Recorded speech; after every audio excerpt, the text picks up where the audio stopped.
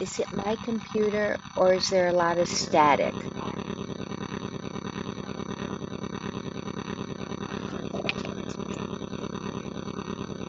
A lot of static.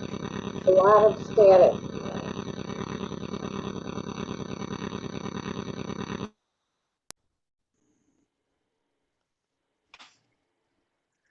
Oh, much better. Much better. That's better? Oh, Oh, 100%. Thank you. Okay, Hi. so the Yeti is acting up, and we're gonna get there. All right, better. Everybody's good. Dana, you keep smiling at me, so I don't know. I'm assuming it's all good.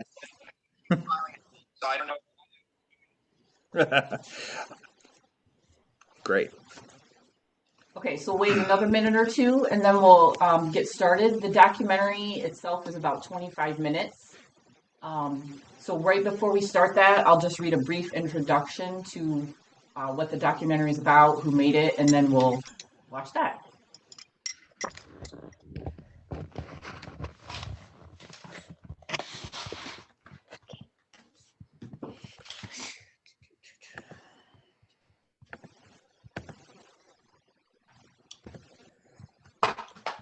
Got comfortable.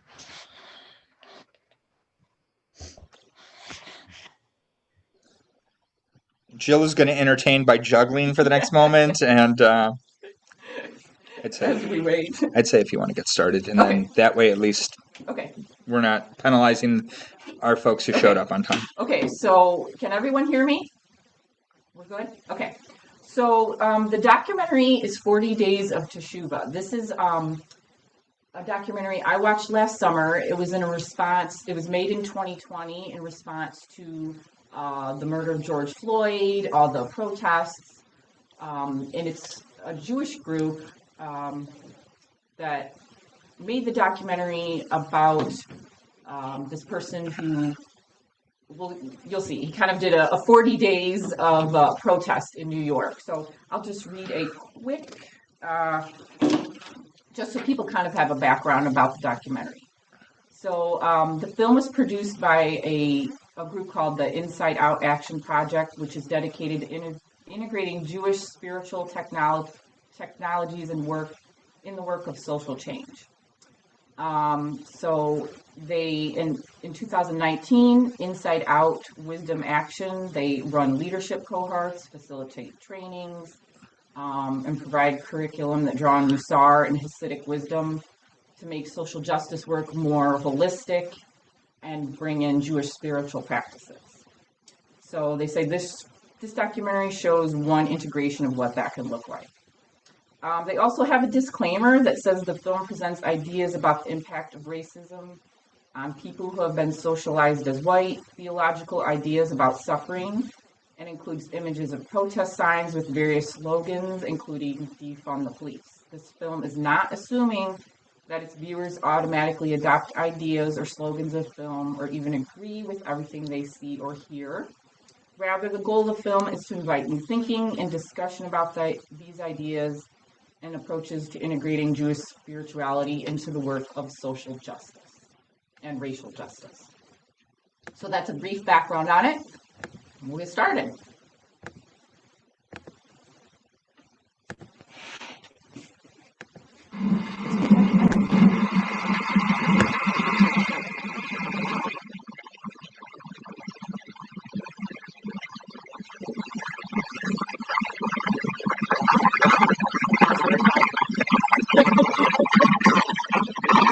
Any final pieces of warning before we turn these to Corona?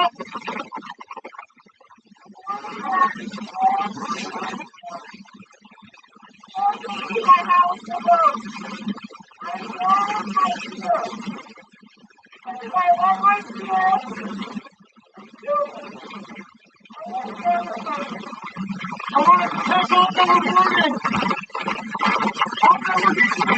All double warning. All the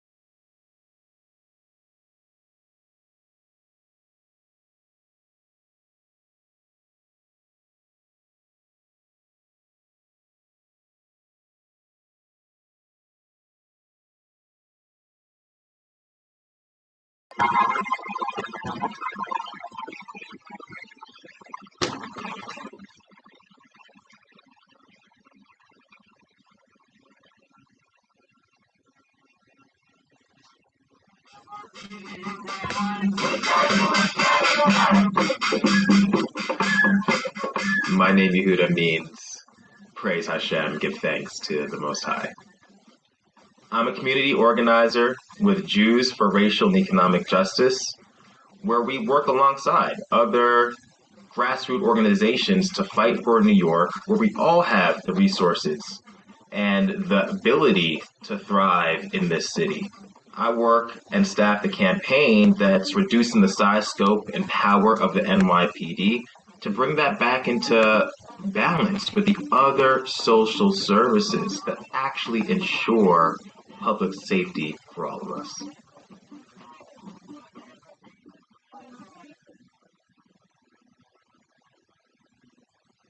After George Floyd was murdered, and honestly, what happened to Christian Cooper in Central Park.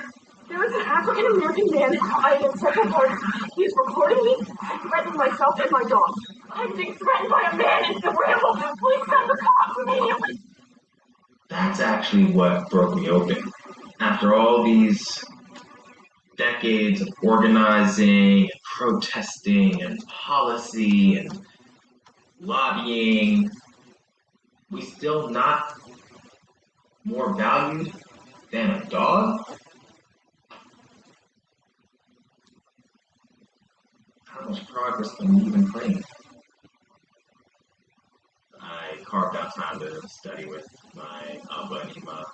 We were really grappling with why is this still happening? Why are we in this never-ending cycle of oppression?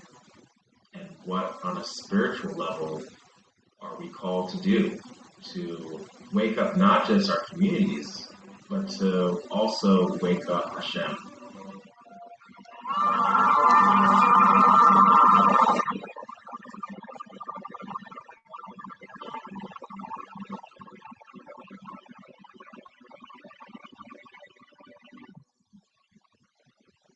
because of what happened with the destruction of the first temple, we've never been the same as a people. There's been an exile, we were exiled, and the only way we can have justice is if we first understand the causes of the exile, which is internal, spiritual, our transgressions from Hashem. And if we don't correct those faults, we're never going to get the justice we seek. We have to turn back to Hashem. We have to make the teshuvah. It's very important to have that relationship with the Creator. You feel like you're accountable to something much greater than yourself. Right. Right. I've grown up my whole life. My parents continue to live by this value of when you're at a loss of what to do physically, turn to the spiritual, turn to Torah. What would our ancestors do? In our study, one of the pieces that we kept coming back to was the way in which our ancestors used to mourn. And one of those spiritual tools at their disposal was the shofar, a tool to call our communities to action, used for celebration, to signal war, to mark holidays.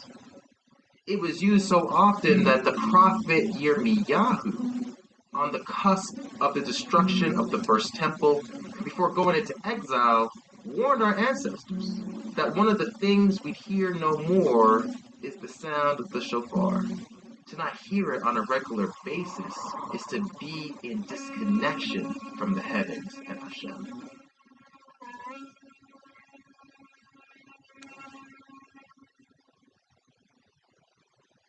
It was Sunday, June 21st, and I had this thought of taking these different texts.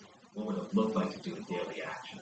Leading into Teshuvah, where we mourn every year the destruction of the temple and our exile from the land.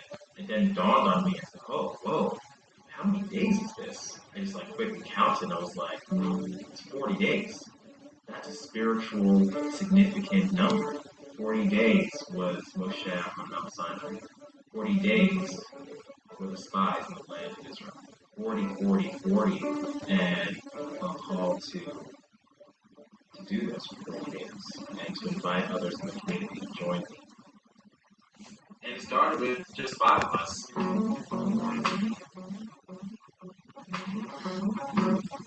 How about the 40 days of Teshuvah, 40 days of return? We're bringing the physical fight for racial justice to meet the spiritual, bringing a space of mourning. I want to invite folks for a gentle rising to find a sign of demand or of confession. And I invite others to step into the circle and add their voices to what we were collectively mourning. She tell me at that time the different things that they could have done so that I did not have to have surgery. What are they doing to us? Is this government trying to kill black women? The structure of 40 Days of Teshuvah was really modeled off of some of the key components of Teshuvah that we find in Torah. Number 1, vidui and confession, really acknowledging the ways in which we've missed the mark. In my past, I've also used the N-word in past circumstance. I did not check other people around me who used that word. I did not speak up when I recognized. And number 2, commitment and accountability, speaking to the ways in which we're going to do things differently the next time around. Grounding our commitments, the highest accountability. And when you hear the sound of the shofar, the spiritual tool that establishes a direct line to Hashem in the heavens, lift up your voice, cry out with all that you've got.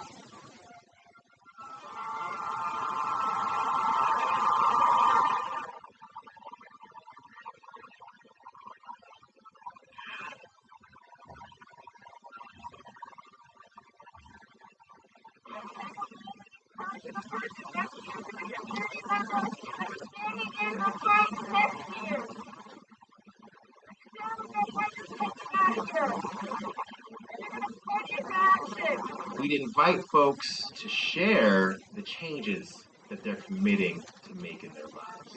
And I'm realizing that tackling anti-blackness in my life has to be a second by second, minute, hour, every day for the rest of my life. Thanks. Thanks for being out here. I'll be out here through July 30th. See you tomorrow.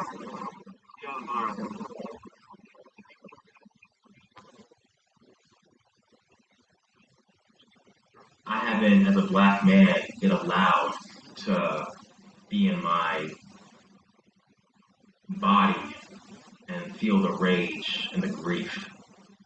And both as a man and as a black person, right? Those are things that society has not allowed, that white supremacy and racism has shut down. I mean, how painful was it for me, right, to have to teach Yehuda as a son, look, when you get pulled over, make sure you put the two hands on the steering wheel and make sure you don't make any sudden moves. By design, space was for black people in the sense that we're the ones that are mourning. I'm learning to pray for my enemy. The scary part is I don't know who my enemy is. Because I have people who come here and pick up a sign. But yet will hold a camera when they see something happening. I'm tired of that. I'm tired of that. It's okay for us to keep pressing likes on pictures and videos. I wouldn't say that I was arrogant in leaping into 40 days, but perhaps a little bit irreverent in what that would mean spiritually and the toll that would take. You know, it's like, man, maybe this was a mistake. In the beginning, especially, it didn't feel as if enough people were showing up to this space to bring the spiritual into our physical fight for racial justice.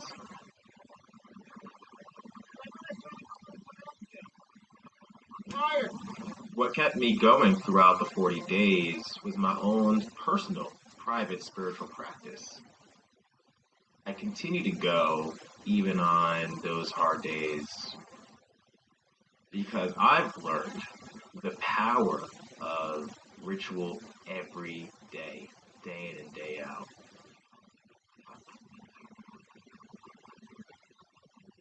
What pieces of this racist system are we crying out to heaven to bring an end to?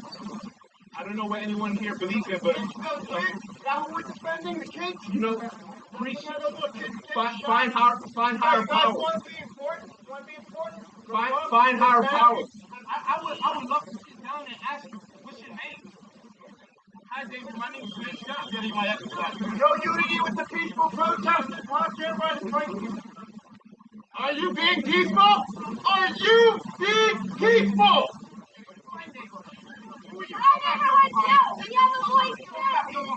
Little kid getting shot tonight. Don't have a choice. Yes, that was mine. My neighborhood too. I got the right to be here. Put your bikes down. Just turn to stop and walk the school. Look at all the people watching. Look at them. They ain't doing nothing. I've been out here every single night. We're out here mourning Black Lives, and this clown can't even let us. Oh, chill. You're here killing black. I'm about to lose my mind. I'm about to lose my mind. We can't even gather and mourn. Every day we come here and we just scream in the sky. Because there's nothing left to say. There's nothing left to say. Children, what about the Lord? We didn't go a week, it felt like, without there being an incident. Someone resisting, even us trying to come together as a community and more. We put that heckling experience online. And so because of us putting out that video, we had 50, 60, 70 people coming out daily. In many ways, I wish it didn't take for that. All I found out about the action, I was by the car. And my family even sitting down, and I saw what was going on, and I just decided to be a part of it. I just walk over, take up a sign, and Our brother everything comes upon us and shame about horses. You have never heard about some people who were murdered by the police and all these stuff, because like for my cousin last year, it was like, because it's in Delaware and it's like a small area and they don't have body cam and all of this stuff. Enough people didn't know about it. His name is Ricardo Hilton. He's a Jew of color. He's a black Jew. So many black people are murdered on the resident. So we only heard about it today. Ricardo was more like a brother to me. We grew up in Jamaica together. The first time when I said his name in the circle, it was like a burden lift off my head. This protest has given me more hope. Other protests, I would go out, it would be like we just march over the Brooklyn Bridge, chant Black Lives Matter. But this one was more like a spiritual connection. It's been really igniting more hope in my heart of my place within the Jewish community that I walked away from for most of my life because I felt so othered, because I didn't see anyone that looked like me. It was actually the first protest that I went to that we circled up, us facing one another. This is a level of vulnerability that I'm just not quite used to seeing in action. And then realized that was the whole point. Any other additional pieces of warning or confession? Their return is to cry out to the heavens. Name what it is that you did wrong. It does something to our psyche. I don't think I realized what I would be confessing to. I don't think I even realized in the beginning that I would be confessing anything. Ways that I culturally appropriate in my day-to-day life, ways in my job that I stay silent. We were called to confess really specific things. I think that's what was really hard.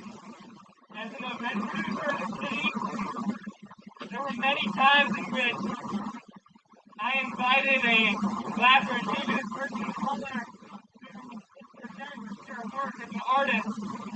And I was more interested in appearing to outsiders that I was doing the right thing, and that I was inviting diversity, and I was actually who that person was, what their art was about. Honestly, the stake is Amy Cooper. Who knows what she knew intellectually? Who knows what she understood about systemic racism? But in that moment, when she got into fight or flight mode, she went back into her core biases, her core racism. And in that moment, making that decision, she jeopardized the life of a Black man. If we can't get into our bodies in the ways whiteness shows up for us as white Jews, and the ways in which we've internalized white supremacy, we will continue to enact violence and trauma and death upon Black people in the United States.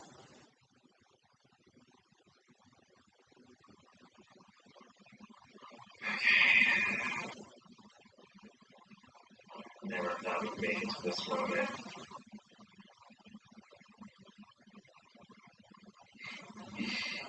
It's crazy to reflect that this is the end of week 6, you know, when we started this. This is rebuilding moments. From the time the temple was destroyed. Hold on. But it didn't start with George Floyd. It didn't start with Eric Garner. It didn't start with Mike Brown. It didn't start with George Floyd. It didn't start with Eric Garner. It didn't start with Mike Brown. It didn't even start with the transatlantic slave trade. It started with us turning away from Hashem, turning away from Torah, turning away justice and embracing faceless hatred instead. The prophet Yirmiyahu lived at the time of the destruction of the first temple, and he wrote the book we're about to read. We're about to chant, the book of Ekah. The word Ekah means path. Path.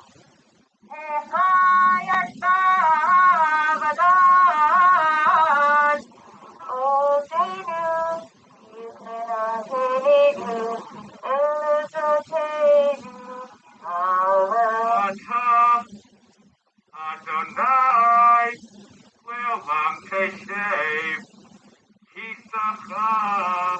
This destruction that we bore today was prophesied. And tonight we have a challenge. We have a challenge to make a new self-fulfilling prophecy.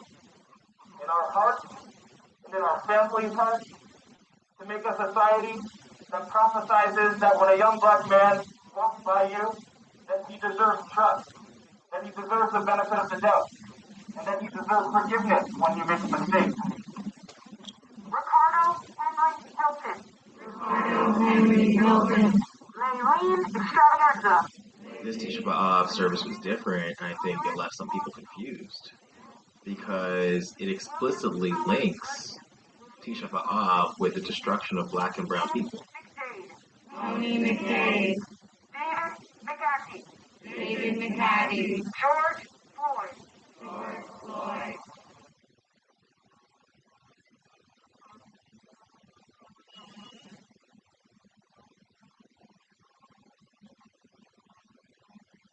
Majesty of the universe,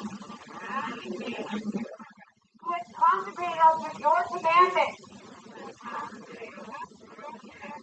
and commanded us to occupy ourselves with the needs of the community. It was important to us that folks understood that the spiritual grounding is for the sake of our lived experiences in this world. Also to the last days of 40 days of Teshuvah, for the last 38, 39 days, we've gathered here to bring the faithful fight for racial justice to meet the spiritual, creating that space of mourning. Tonight we're moving from just that space of mourning to also incorporating a space of urgency. We ended the 40 days with a teach-in on the Breathe Act. The vision that black organizers around this country had articulated for what it will take on a policy level for us to be able to breathe. Under education, the first sector. We know that in New York, 8 out of 10 black and brown New Yorkers go to school in a school that has been systematically underfunded. It calls for receiving costs from our schools. It calls for curriculum that teaches about the history of colonization. Today the Breathe Act is our modern-day civil rights act. It's basically redefining what community safety looks like, right? We're going to need the Breathe Act and many other levels of systemic change to actually create the world of justice that we seek. I don't want to say that I believe that the Breathe Act is the cornerstone to our mass liberation. I don't want to say that the Breathe Act is the cornerstone to our mass liberation. But what I do want to say is that we are.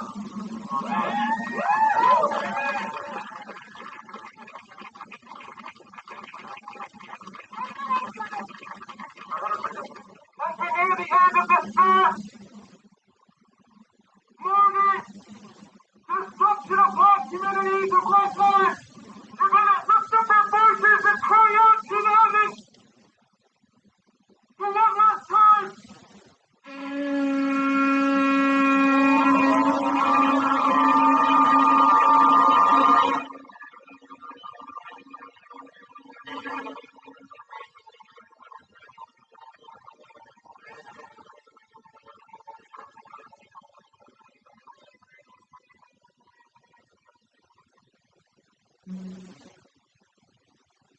What is your deepest desire for what you want to grow out of this? I think my deepest desire and hopes of what can come from this is a much more publicly acknowledged movement to seek the spiritual and to validate the essential nature of bringing the physical fight for Black lives and racial justice to the spiritual. And that our own devices are not enough. And right now, that still feels very fringe. Something that's nice, but just nice. That's, a nice thing to do, but not essential, not a key part of our strategy of how we're going to actually create change, how Black lives will actually start mattering in this country.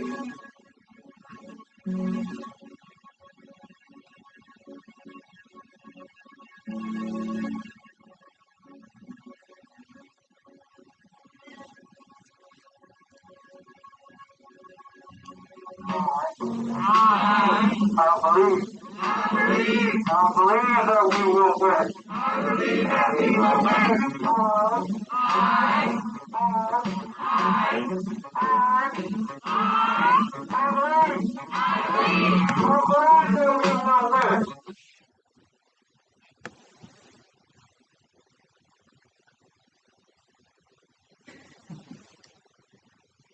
Hi, everyone.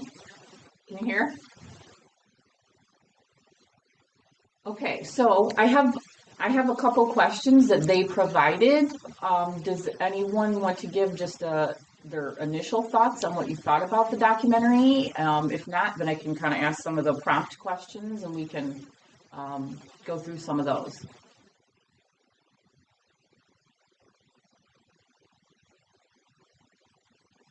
Nobody? Okay, so I'll read a couple of the questions here and we'll see what people think. So obviously there was a big spiritual element to the racial justice. So one of the questions they talk about, so Yehuda in the documentary turned to personal prayer as a source of renewal. What sources of renewal and resistance might you or collectively as a group here, either at Temple Jeremiah or anywhere else, turn to in the effort for racial and social justice?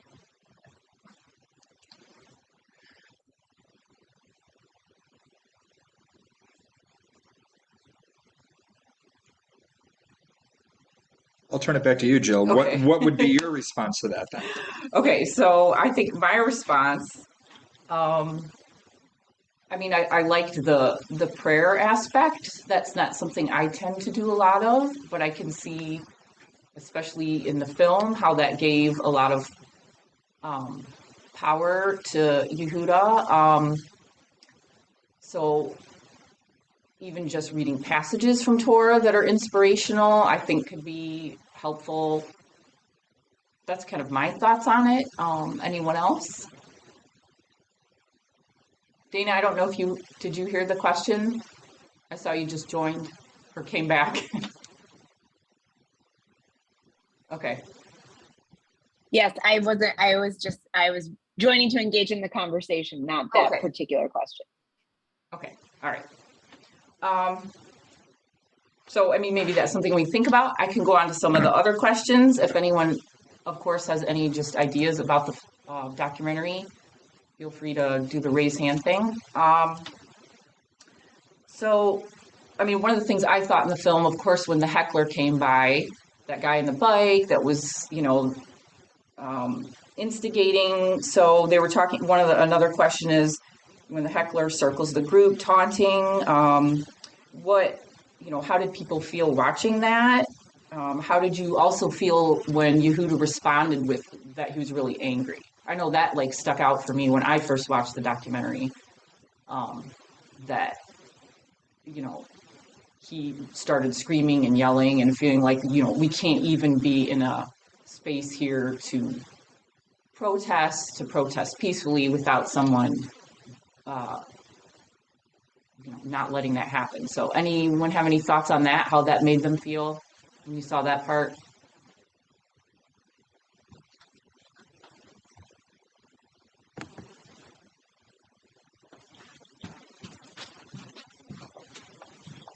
It's like I'll comment. I'm sorry, I'm like moving around and doing things, and I'll swing right here. But I liken it a lot to what we've been dealing with masking and vaccination, and the COVID thing really stood out. I mean, everything at this, I definitely felt angry because I feel there's no safe place now to have civil discord or conversation. It is you are right or you are wrong, and there's no in between. And it's unfortunately trickled into every part of our society. And what I clearly, COVID is a snapshot in time compared to what's been going on with racial injustice. But I think coupled with what was going on at the time has expanded this. I personally, I wanted to jump into the computer and smack the guy with the bike. I just was so disappointed with what his interaction. And I felt bad for Yehuda. That was the most jarring part of the whole film. Yeah, for it me. definitely was. Yeah, I've watched this a few times, and when he was first yelling, at first it's almost like, oh no, he's getting mad, he's getting upset. Like people can't do that. But then it's like, no, this is that's appropriate because there's so much to be upset about, and someone not being able to express their views. Dana, you have your hand up. Yeah, so I think honestly that part was indeed the most jarring for me, and also just sort of solidified for me the reason that I often don't engage in protests anymore. And it was one thing when I was young and in my 20s and didn't have children, but protest has taken on this whole other dimension, such that unfortunately the heckler is getting exactly what they want. They're silencing the majority, the people who aren't as brave as Yehuda, to stand up and do this over and over again with that onslaught. Like I personally just don't have the reservoir to be able to engage in that sort of non-civil discourse anymore. It's too overwhelming.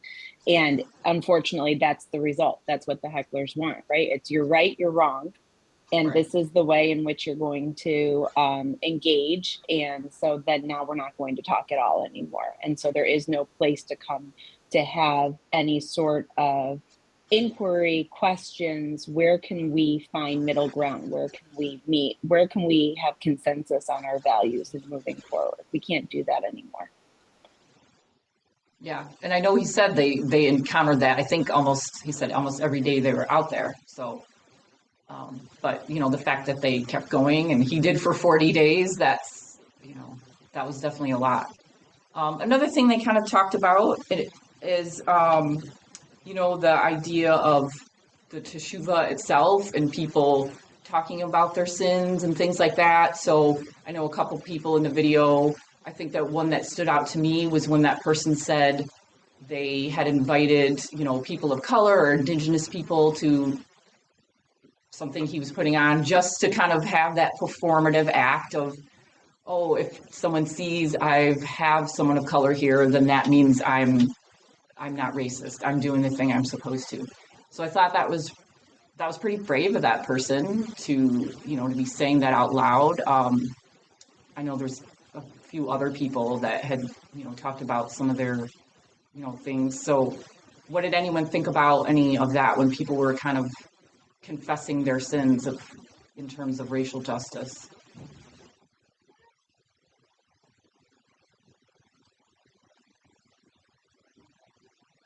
Any thoughts on that one?